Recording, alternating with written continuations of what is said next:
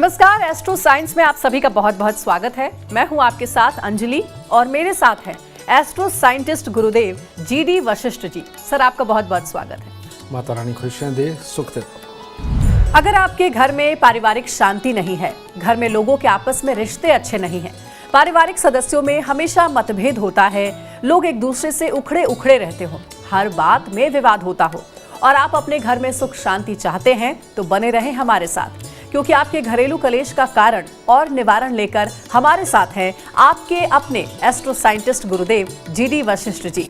गुरुदेव से जानेंगे घरेलू अशांति क्यों होती है और किस खास उपाय से घर में सुख शांति का वास होगा। आज का एपिसोड बहुत ही खास है क्योंकि आपके पारिवारिक कलेश को गुरुदेव जड़ से उखाड़ देंगे। तो गुरुदेव, आज के अपने शो की शुरुआत करते हैं। सबसे पहले क्योंकि हमने पारिवारिक कलेश की बात की, अगर पति पत्नी के बीच की बात करें तो अक्सर कई घरों में ये देखने को मिलता है कि पति पत्नी के बीच में कलह होती है। हम कई बार ऐसा सुनते भी हैं। कुछ पति पत्नी ऐसे भी होते हैं कि झगड़ा और कलह इतनी ज़्यादा बढ़ जाती है कि नौबत हाथापाई मारपीट तक आ जाती है। तो क्या पति पत्नी के बीच झगड़ा होने के पीछे किसी तरीके का गृह दोष भी होता है? क्या होता है ये गृह दोष और इसका निवारण क्या है? जन्म कुंडली का 7वां और 12वां घर ये डायरेक्ट पति पत्नी के साथ संबंधित होता है। 12वां घर मियाँ बीवी के मिलन का होता है और 7वां मन से बंधन बांधने का होता है, जिसे हम शादी बोलते हैं जी। ठीक है। जब इन घरों के अंदर कोई भी खराब ग्रह बैठने लगते हैं और वो जो बैठे हुए ग्रह है इस घरों के अंदर, वो जब अशुभ होते हैं तो मियाँ बीवी में कला होती है, लेकिन अलग नहीं होते। लड़ाई झगड़ा मार पिटाई ये सब कुछ होता है और बहुत बहुत दिन तक अपने ही घर में रहते हुए अलग अलग रहते हैं। तो ये जन्म कुंडली के 7वें और 12वें घर के कारण होता है। इसके अंदर अगर 7वें 12वें और तीसरे घर के अंदर खास तौर पे कोई अशुभ ग्रह बैठा हुआ हो तो मियाँ बीवी का लड़ाई झगड़े के बाद में तलाक भी होता है। ये चीज़ इसीलिए हमारे संस्कारों के अंदर जो हमें हमारे दादी नानी परनानी के पास से जो एक संस्कार मिले कि गृहिणियों को सुबह सुबह नहा धो करके मंदिर ज़रूर जाना चाहिए। अब वो मंदिर जाएंगी तो खाली हाथ तो जाएंगी नहीं, और कुछ ना कुछ फूल फल मिठाई, ना घर पे ही बनाई हुई कोई मिठाई, ये लेकर के जब वो मंदिर जाती हैं तो 12वें घर की अशुभता को ये खत्म करने में सबसे उपयोगी एनर्जी बनाती है। ठीक है। सारा खेल एनर्जीज का है जी, ऑरा का है। तो हमें वो बदलना होता है। अगर हमारा खराब हो तो वो मंदिर जाने से 7वां घर और 12वां घर ये शुद्ध होता है। तो मीठा जो होता है किसी भी प्रकार का, चाहे वो मिश्री हो, पतासे हो, बर्फी हो, लड्डू हो, कुछ भी हो, उसके अंदर मंगल होता है और शादीशुदा जिंदगी के लिए मंगल को खास तौर पे देखा जाता है। और मंगल खराब हो तो घर में क्लेश के चांसेस बहुत ज़्यादा होते हैं। तो इसीलिए मंदिरों के अंदर जितनी चीज़ें चढ़ाई जाती है, आप देखिए कड़वी नहीं होती, सारी की सारी मीठी होती हैं। तो वो जब हम मीठी बना के चढ़ाते हैं तो उससे शादीशुदा जिंदगी के क्लेश खत्म। दूसरा मियाँ बीवी के बीच में लड़ाई का कारण जो सबसे बड़ा है, और वो क्या है, एक की बात दूसरे को समझना है। एक की बात दूसरे को बुरी लगे, समझाने लगो तो इरिटेशन पैदा हो जाए और लड़ाई का रूप ले ले। ये किस लिए होता है? ये होता है अपने अंदर ऑक्सीजन की कमी के कारण। ऑक्सीजन की कमी के कारण याददाश्त की कमी, और याददाश्त की कमी के कारण सामने अपने जीवन साथी की रोज़मर्रा की बातों को भूल जाना कि इसको क्या अच्छा लगता है, क्या बुरा लगता है, ये भूल करके हर वक्त वही बात करना जो तुम्हारी नेचर में है और जो कि सामने वाले को बुरी लगती है। तो ये दूसरा कारण होता है शादीशुदा ज़िंदगी के अंदर लड़ाई का। तो इसीलिए औरतों को ख़ास तौर पे एक हिदायत दी गई कि शादीशुदा ज़िंदगी में अगर दिक्कत है तो बृहस्पतिवार को कच्चा पीला सूत पीपल को लपेट करके वहाँ पर जल चढ़ाएं। कारण आप सबको पता है कि इस धरती पर ऑक्सीजन का अगर कोई 24 आवर का कोई स्रोत है तो वो पीपल का पेड़ है। तो ये ऑक्सीजन की कमी पीपल को कच्चा पीला सूत लपेटते लपेटते में 7 बार जब लपेटते हैं, औरत के अंदर जाती है, उसकी याददाश्त बढ़ती है, उसकी सहन शक्ति बढ़ती है और अपने ही घर वालों की ज़रूरतों को, बातों को समझने में उसको मदद मिलती है। ये साइंस है, ठीक है। और इतनी सी ये साइंस फॉलो करने से घर के अंदर कलेश होने बंद हो जाते हैं। जी, बहुत अच्छा और सरल उपाय गुरुदेव ने बताया है। एक और समस्या अमूमन कई घरों में देखने को मिलती है गुरुदेव कि पिता और बच्चे के बीच का संबंध अच्छा नहीं है, ठीक नहीं चल रहा है। कई बार तो बातचीत तक नहीं होती है पिता और बच्चे की। तो इसके लिए कौन सा गृह दोष जिम्मेवार है, इसका निवारण कैसे हो? जन्म कुंडली के अंदर पिता की कुंडली में पुत्र का जो स्थान होता है वो जन्म कुंडली का 5वां घर होता है, और पुत्र की कुंडली के अंदर जो पिता का स्थान होता है वो जन्म कुंडली का 5वां घर होता है, ठीक है। अगर पिता की कुंडली के अंदर जन्म कुंडली के 5वें घर के अंदर पापी ग्रह शनि, राहु, केतु को बोलते हैं, शुक्र को भी बोलते हैं, लेकिन यहाँ शनि, राहु, केतु आ रहे हैं। ये कोई भी ग्रह एक भी अगर इनमें से विराजमान है यहाँ पर, तो पिता की ही अपने पुत्र के साथ नहीं बनेगी। पिता हर वक्त अपने बच्चे को समझाने की फिराक में रहेगा, जिससे कि बच्चा दुखी होगा। और अगर बेटे की जन्म कुंडली के 5वें घर के अंदर शनि, राहु, केतु में से कोई एक या दो हों, तो बेटा ही ऐसा उदंडी होगा कि उसको अपने पिता का समझाया हुआ अच्छा ही नहीं लगेगा, और वो हमेशा अपने पिता के विचारों के खिलाफ ही जाएगा, और जो पिता समझाएंगे वो खास तौर पे नहीं करेगा। तो ये जो एक योग बनता है, आप देखिए कि जो भी बच्चे शराब पीते हैं, पब में जाते हैं, माँ बाप की नहीं सुनते, अपने दोस्तों के साथ मस्त रहते हैं, उनकी 2 ड्रेस बड़ी खास होती हैं। एक होती है काली और नीली, यानी कि नेवी ब्लू कलर और ब्लैक कलर, उनको बहुत पसंद होता है। और दूसरी ड्रेस होती है मल्टी कलर, यानी कि टी शर्ट या पैंट भी ऐसी कि जिसके अंदर कई कलर हो। ये जो कई कलर वाले हैं, जिनको ये कपड़े पसंद आते हैं, बेटा उनका केतु खराब 5वें घर के अंदर होता है। और जिसको ब्लैक कलर ज़्यादा पसंद है उसका शनि होता है, और जिसको ब्लू कलर ज़्यादा पसंद होता है उसका राहु 5वें घर में होता है। कितना आसान है जांचना। अब ऐसी अवस्था में जिस बच्चे का, मान लीजिए आपके घर में कोई ऐसा बच्चा है और जिसका स्वभाव नहीं मिल पाता माँ बाप से, या माँ बाप जो समझाते हैं वो उसको नहीं फॉलो करता है और हमेशा विचारों में तकरार रहती है, तो आपको जांचना क्या है। अगर वो मल्टी कलर पसंद करता है तो ऐसी अवस्था में 43 दिन लगातार 200 ग्राम चावल, 200 ग्राम देसी खांड दान दे दीजिए, आपका बच्चा सीधा हो जाएगा। और ख़ास तौर पे ऐसे बच्चे को अगर ज़ुकाम, डस्ट एलर्जी भी रहता है तो फिर तो ये उपाय रामबाण की तरह काम करेगा, और माँ बाप के साथ विचार भी मिलने लगेंगे। सिर्फ 43 दिन ये चावल और देसी खांड दान देना है। अगर बच्चे को ब्लू कलर ज़्यादा पसंद है तो ऐसी अवस्था में क्या करना है, आपने अपने घर का जो मेन गेट है वो टूटा फूटा, जंग लगा हुआ ना हो, वहाँ पर पेंट वगैरह मुकम्मल सारा अच्छा होना चाहिए। और जो घर का मेन गेट है उसकी दहलीज़ के ऊपर चांदी की एक आधे इंच मोटे पतरा लगा दीजिए, ताकि आपका बच्चा जब घर में एंटर हो तो नेगेटिव ऊर्जा सारी बाहर ही रह जाए। चांदी में ये खासियत है कि नेगेटिव ऊर्जा, या आप ये कहें कि जो बुरी हवाएं हैं वो चांदी के आगे नहीं ठहरती। तो जैसे ही आपके घर की दहलीज में एंटर करेगा तो वो नेगेटिविटी बाहर छोड़ाएगा, ठीक है। और जब घर के अंदर रहेगा कुल रहेगा। और एक चांदी का ठोस हाथी बनाइए जो कम से कम 60 ग्राम का हो, जिसकी सूंड नीचे को हो, राइट पाँव आगे को हो। वो उसके सोने वाले कमरे में बेड के आसपास रख दीजिए। ये इसकी पॉजिटिव ऊर्जा को हमेशा बना करके रखने में उसकी मदद करेगा। तो ये ब्लू वाले भी हो गए। अब आगे ब्लैक वाले।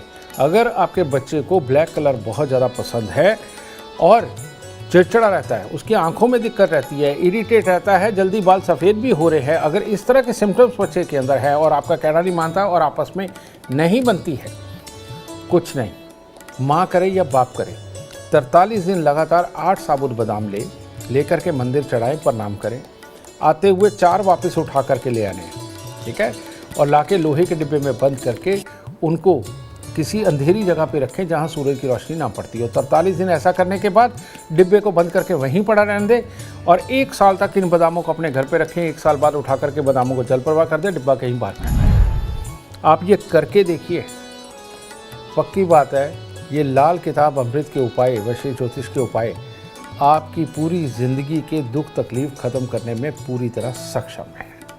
बहुत सरल उपाय बताए हैं गुरुदेव ने और अमूमन कई घरों में ये समस्या देखने को मिलती है। आप ये उपाय ज़रूर अपने घरों में अपनाएं और देखिए आपकी समस्या का निवारण ज़रूर होगा।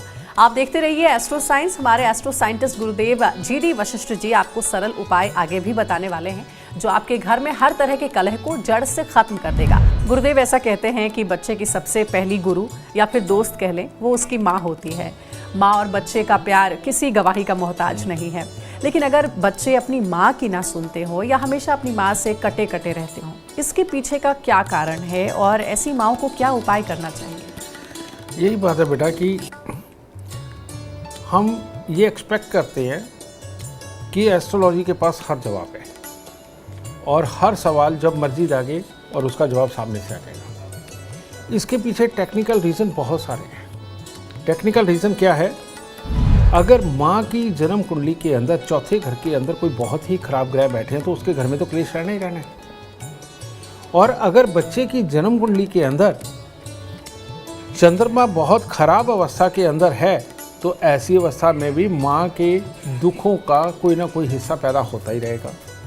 और बच्चे के लगन में या चौथे घर के अंदर कोई खराब ग्रह बैठे हैं तो माँ के साथ उसका कोई ना कोई टकराव वैमनस्य चलता ही रहेगा। अब ये दो चीज़ें हो गई। इसका मैं इलाज तो आपको दे रहा हूँ यहीं पे। खास तौर पे माँ के साथ में सारी ज़िंदगी बच्चे की बॉन्डिंग बहुत शानदार रहे और माँ और बच्चा दिल से एक रहे, चाहे वो लड़का हो चाहे वो लड़की हो। इसका उपाय तो आज मैं आपको देने वाला हूँ। लेकिन आपको ये मैं कहना चाहता हूँ कि सारी दुनिया को उनका भविष्य बता करके सही यकीन दिलाने का काम हमने किया है और इसके लिए मैंने अपना नफ़ा नुकसान बिल्कुल नहीं सोचा और मेरे को सिर्फ आप लोगों के दुख से मतलब था। इस वजह से आप सबके लिए मैंने क्या किया है, आप अभी के अभी एंड्रॉयड फ़ोन के अंदर प्ले स्टोर में जा कर के एस्ट्रो साइंस ऐप डाउनलोड करें और माँ की भी डेट ऑफ बर्थ टाइम डाल के और बच्चे की भी date of birth time birth place डाल के एक तो बच्चे की लक मीटर के अंदर राशि चेक कर ले और एक उसके अंदर सेक्शन है कुंडली के बहुत बुरे योग, उसके अंदर चेक करिए। आपको सारी चीज़ का विवरण मिल जाएगा कि इन लोगों की माँ की मानसिकता क्या है, बेटे की क्या है, माँ कहाँ गलत हो सकती है या बच्चा कहाँ से गलत हो सकता है और उसका उपाय क्या है। वो अगर आप सटीक उपाय करते हैं जो कि मैंने आप सबके लिए बिल्कुल फ्री में कर दिया है, 1 रुपया भी नहीं लेते हम उसका, ठीक है। और ये सब आप लोगों का दुख मिटाने के लिए, घर घर से दुखों को मिटाने के लिए ये मैंने किया है काम जी। तो इसके अंदर जा कर के देखिए और देख के बहुत बुरे योगों का इलाज करिए, सुखी हो जाएंगे। और वैसे इसका जो जनरल इलाज है कि माँ बच्चा एक हो जाए और आपस में तकरार ख़त्म हो। पहले लोग सुबह नहा धो करके जल लेते थे, जल में थोड़ा सा दूध डालते थे, 4 दाने चीनी के डालते थे और जाकर के बड़ के पेड़ पे चढ़ाते थे और गीली मिट्टी का तिलक लगा के आया करते थे। सबसे उत्तम इलाज ये है।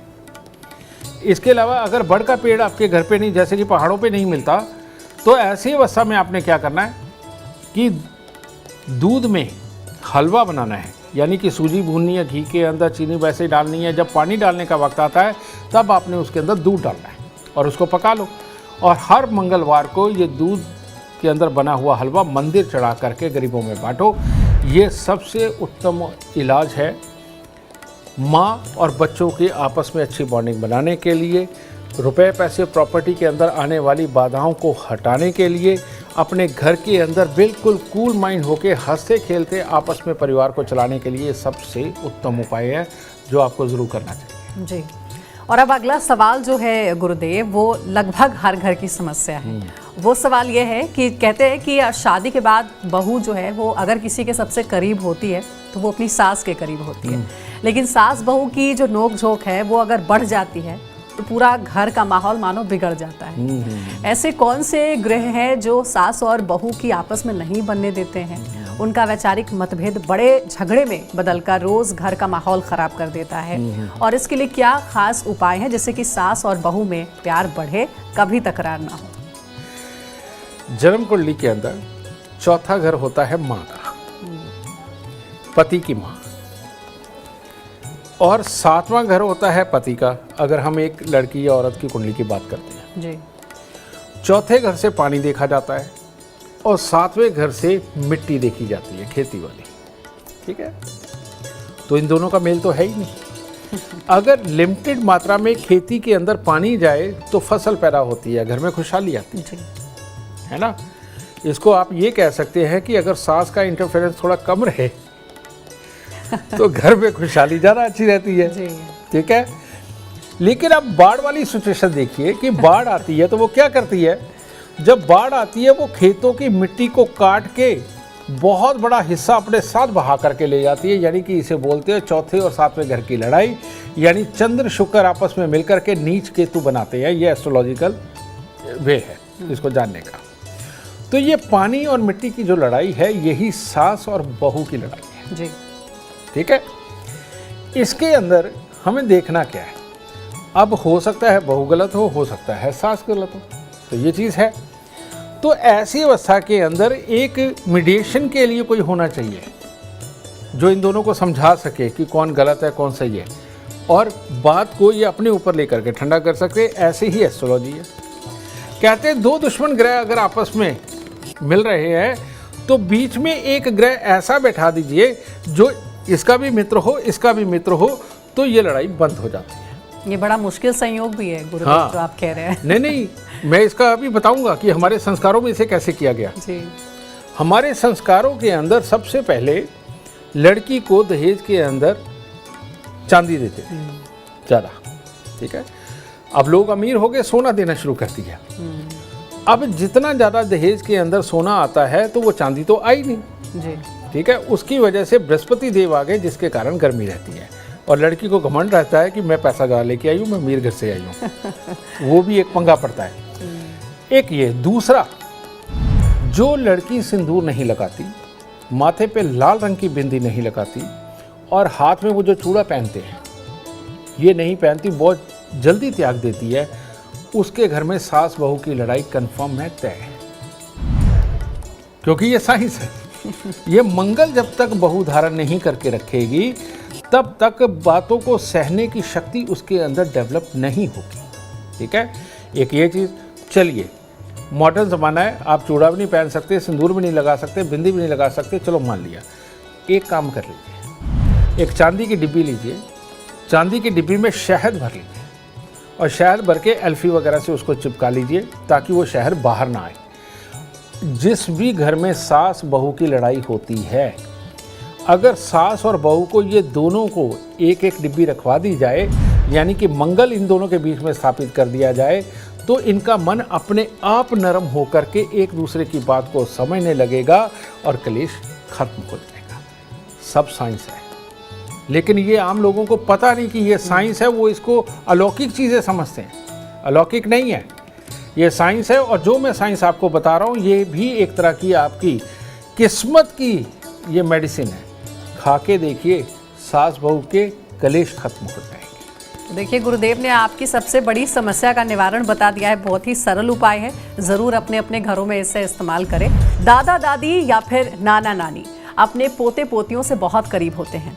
वो कहते हैं ना कि धन से ज़्यादा ब्याज प्यारा होता है, वैसे ही बच्चों के बच्चों से दादा दादी को बेहद लगाव होता है।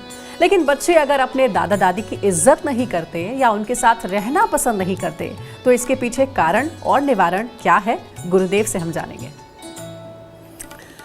दादा दादी यानी बीच में दो पीढ़ी तक का फर्क है, माता पिता और उसके बाद दादा दादी। ये किन बच्चों की अपने दादा दादी के साथ नहीं बनती, मैं वो बताने जा रहा हूँ। ये साइंस है। ये भी जिन बच्चों की इम्यूनिटी कमज़ोर होती है, बहुत जल्दी उनको ज़ुकाम, डस्ट एलर्जी, खांसी ये लग जाती है ना।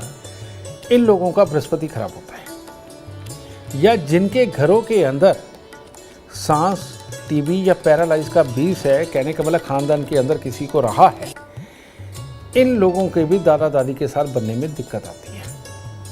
इसके पीछे का रीज़न होता है बृहस्पति और राहु। ठीक है, राहु है धुआं, बृहस्पति है प्योर ऑक्सीजन। जब हमारे शरीर के अंदर पूरी तरह से ऑक्सीजन ना जाने की एक प्रक्रिया बन जाती है, जो कि इंटरनल कमी की वजह से होता है, उसकी वजह से हमारी इम्यूनिटी डाउन होती है। ठीक है, और बच्चे की याददाश्त कमज़ोर होती है और बच्चा जो कोई उनको लंबा समझाना, लेक्चर्स देने वाली पोजीशन में आए, बच्चे के अंदर ईगो आ जाती है कि मैं इसकी बात क्यों सुनूं। समझे? ये इन बच्चों के अंदर ये प्रॉब्लम आती है और इन लोगों को अपना दादा दादी का कास्ट सबसे बुरा होता है। ऐसे बच्चे जो प्रत्यक्ष माहौल सामने होता है सिर्फ उसी में जीना चाहते हैं, और यही वो लोग हैं जो पुराने संस्कारों को दकियानूसी, ढकोसला ये सब कुछ बोलते हैं, क्योंकि उनको आज की ज़िंदगी नज़र आ रही है, पीछे क्यों कैसे करके ये सारे संस्कार बनाए गए उनको इससे मतलब नहीं होता। तो इसीलिए ये बच्चे पूजा पाठ को भी कम मानते हैं या दिखावे के लिए कर लेंगे, लेकिन अंदर दिल से ये दादा दादी की बात नहीं मानेंगे। तो ये एक दिक्कत होती है। इसके बाद अब ये तो कमी है, सही मायने में बच्चे में कमी है, और उसका जुकाम, डस्ट एलर्जी बार बार होना ये आपको बता ही रहा है कि इसकी इंटरनल मशीनरी में दिक्कत है। तो इसका इलाज क्या है? इस चीज़ को अगर आप ठीक करना चाहते हैं तो कच्ची हल्दी मिलती है। कच्ची हल्दी 20 ग्राम लेकर के उसको आप पीसिए, पीस करके उसका आप रस निकाल ले कपड़े के साथ में कटोरी के अंदर, और जितना रस निकले उसके अंदर थोड़ा सा शहद मिक्स करके सोमवार और बृहस्पतिवार को अगर वो कच्ची हल्दी का रस बच्चे को पिलाया जाता है शहद के साथ मिक्स करके, तो उसके अंदर की ये जो मशीनरी बृहस्पति यानी कि ऑक्सीजन लेकर के अपने शरीर को बिल्कुल स्वस्थ बनाना और यादाश्त को तंदुरुस्त करना और धैर्य देना, ये जो कमी आ रही है ये कच्ची हल्दी उसको ख़त्म करेगी। और हर रोज़ केसर का तिलक बच्चे के नाभि ज़ुबान माथे पर लगाना इन समस्याओं को दूर करके दादा दादी के साथ बच्चों का सौहार्द बढ़ा करके दादा दादी से पिछली लाइफ का एक्सपीरियंस लेकर के ये बच्चे शायद दूसरे बच्चों से बहुत ज़्यादा अच्छे वाली ग्रोथ के ऊपर चले जाएंगे, इतने से उपाय के साथ। यानी कि समस्या का निवारण तो गुरुदेव बता ही रहे हैं, इम्यूनिटी को कैसे आप स्ट्रॉन्ग कर सकते हैं। अगर किसी की इम्यूनिटी वीक है तो उसका उपाय भी उन्होंने बता दिया। गुरुदेव, घर में रहने वाले करीबी रिश्तों की तो हमने बात की, कई समस्याओं का निवारण भी आपने बताया, लेकिन गुरुदेव अब ये बताएं कि कुछ ऐसे रिश्तेदार भी होते हैं जिनसे हमारी बिल्कुल भी नहीं बनती, या अगर वो घर आ जाएं तो हमारा मन खराब हो जाता है, हम मन से उनका स्वागत भी नहीं कर पाते हैं। अगर ऐसा हो तो इसके पीछे कौन सा ग्रह दोष जिम्मेवार है, और रिश्तेदारों से प्यार और सम्मान मिले इसके लिए क्या उपाय करना चाहिए? बेटा अब तुमने तो रिश्तेदार बोल दिया, लेकिन रिश्तेदार इतने सारे होते हैं जो 9 ग्रहों में बटे होते हैं और 12 घरों में बटे हुए होते हैं। जैसे पहला घर नाना का होता है, दूसरा घर ससुर का होता है, तीसरा घर छोटे भाई बहन का होता है, चौथा घर माँ और मामा परिवार का होता है, पांचवा घर पिता और पिता के सगों का होता है, छठा घर फिर अगेन मामा का होता है या बहन का होता है। तो इस तरह से अलग अलग। मैं इसके अंदर आपको जो बहुत ही ज़्यादा किस्मत कनेक्शन रखता है मैं उस घर के बारे में बताता हूँ। अगर जन्म कुंडली के चौथे घर के अंदर ग्रह खराब बैठा हुआ है तो मामा के साथ तकरार होती है लेकिन मिलना रहता है। मामा के साथ तकरार होती है लेकिन उसके साथ मिलनसारी रहती है, और समय समय पे बुरे वक्त में थोड़ा बहुत काम भी आते हैं। ठीक है, तो ये चौथे घर की अशुभता को दूर करने के लिए हमें करना क्या है कि जब भी कभी चलते पानी के किनारे जाएं तो थोड़ी सी चने की दाल बहा दीजिए बहते पानी के अंदर, इससे ये बुरापन निकलेगा। फिर जो रिश्ता ही खत्म होता है, जिनको देखते ही चिड़न आती है और मामा को भी आए और भांजे को भी आए और दोनों एक दूसरे के ऊपर ब्लेम गेम करते हों और देखते ही सड़ जाते हों, इवन शादी पे भी मिले तो तब भी एक दूसरे की तरफ तलक निगाहों से देखते हों, ऐसे में जन्म कुंडली का छठा घर ये जिम्मेवार होता है। ये मामा का प्योर घर है। ठीक है, ऐसी अवस्था के अंदर बेटा अगर ऐसा इंसान बंदरों को गुड़ गेहूं खिलाता रहे और नीले रंग के फूल ये माँ सरस्वती को समय समय पे अर्पण करता रहे तो उसके अपने मामा परिवार के साथ में ये प्रॉब्लम खत्म हो जाएगी, और फिर मामा को भांजे को देख के और भांजे को मामा को देख करके चिड़न कभी नहीं आएगी। अपने रिश्तों को मजबूत करें, अपने रिश्तों को मजबूत करें। इतने छोटे से उपायों के साथ लड़ने में क्या रखा है बेटा। बिल्कुल सही बात है, छोटी सी जिंदगी है और ऐसे में सबके साथ मिलजुल कर खुश रहना चाहिए, खुद भी खुश रहिए और दूसरों को भी खुश रहिए। गुरुदेव अब जरा आप इसके उपाय बताइए कि घर में अगर शांति हमें रखना हो, सुख समृद्धि का वास हो, इसके लिए दर्शकों को कोई एक वास्तु उपाय बताएं। जन्म कुंडली का जो दूसरा घर होता है ये धन के लिए होता है, लिक्विडिटी के लिए, अपने कुनबे के लिए, ससुराल के लिए और हमारी वाणी के लिए जन्म कुंडली का दूसरा घर देखा जाता है। लेकिन जो मैं बताने जा रहा हूँ, हो सकता है आपके घर पे आने वाले कोई भी वास्तुकार वो इस बात को ना माने, लेकिन जो अभी मैं बताने लगा हूँ उससे प्रैक्टिकल आप स्वयं करके देखें और देखें कि उसका रिजल्ट आता है या नहीं। जन्म कुंडली का दूसरा घर यानी कि उत्तर पश्चिम, नॉर्थ वेस्ट, इसके अंदर अगर टॉयलेट हो, कबाड़ हो या ऐसी कोई अलमारी रखी हुई है जिसमें कबाड़ भर के रखा हुआ है, वॉशिंग मशीन हो, ठीक है, नहाने धोने का स्थान हो और वहाँ पर जंग लगा हुआ कोई चीज़ें पड़ी हुई हैं, या आपके नौकर ही उस दिशा के अंदर रहते हैं, तो आपके घर में बीमारी भी होगी, क्लेश भी होगा, पैसा आएगा लेकिन जाएगा कहाँ आपको पता भी नहीं चलेगा। आने में दिक्कत नहीं, वो आपके ग्रहों के से आ रहा है लेकिन टिकेगा नहीं। इसीलिए यहाँ पर कबाड़, टॉयलेट, बाथरूम, कबाड़ की अलमारी या नौकरों के रहने का स्थान ना हो, जो सफाई कर्मचारी, ठीक है। अगर ये आप यहाँ से नॉर्थ वेस्ट से शिफ्ट करते हैं तो आपको बहुत बड़े लाभ होने वाले हैं। दूसरे घर के अंदर राहु खराब होता है, इसका मैंने इलाज बताया। दूसरे घर के अंदर सूर्य भी खराब होता है। दूसरे घर के अंदर सूर्य हो तो कहते जर जोरू ज़मीन का झगड़ा पड़ेगा ही पड़ेगा और पैसे फंसेंगे, प्रॉपर्टी फंसेगी, ये होगा। तो इसका मतलब क्या, आपके घर के नॉर्थ वेस्ट के अंदर किचन है। अगर नॉर्थ वेस्ट के अंदर किचन रही, वहाँ चूल्हा जलता रहा, तो जर जोरू ज़मीन का झगड़ा पड़ेगा, पैसा आएगा, आप प्रॉपर्टी पे लगाएंगे, उसके डॉक्यूमेंट में प्रॉब्लम निकल आए, बीच में आदमी प्रॉब्लम कर दे, कुछ भी कर दे, उसमें दिखते रहेंगी और बीवी बीमार रहेगी, आपस में क्लेश रहेगा और जिसको पैसा दे दोगे वो वापस नहीं मिलेगा। तो इसीलिए नॉर्थ वेस्ट के अंदर ना किचन, ना टॉयलेट, ना बाथरूम, ना कबाड़ वाली अलमारी, ये बिल्कुल नहीं होनी चाहिए। इसको हटा के देखिए, आपके मैक्सिमम दुख यहीं से खत्म होने शुरू होंगे। घर में हमेशा सुख शांति का वास हो और परिवार में एकता बनी रहे। गुरुदेव, इसके लिए क्या कोई खास उपाय है या फिर कोई खास वस्तु जो कि घर में रखी जाए? ये एक बार में ही एक ही उपाय देकर के इस चीज़ को ठीक कर दिया जाए, ऐसा हो ही नहीं सकता। रोज़ हमारे टीवी चैनल पे अलग अलग ज्योतिष शास्त्री इस तरह के रोज़ उपाय देते हैं, लेकिन आप सबने भी आजमा के देखा होगा ये संभव है ही नहीं। लेकिन एक बात सत्य है कि जिस घर के अंदर पापी ग्रहों को सदा खुश रखा जाता है, किसको पापी ग्रह कौन से? शुक्र, शनि, राहु, केतु, ये धन देने वाले ग्रह हैं। शुभ ग्रह जो है धन नहीं देते, अशुभ ग्रह ही धन देते हैं। अगर हम इनके जानवरों को खुश रखें तो हमें ये अकल ज़रूर आ जाएगी कि किस बात पे लड़ना है, किस बात पे नहीं लड़ना।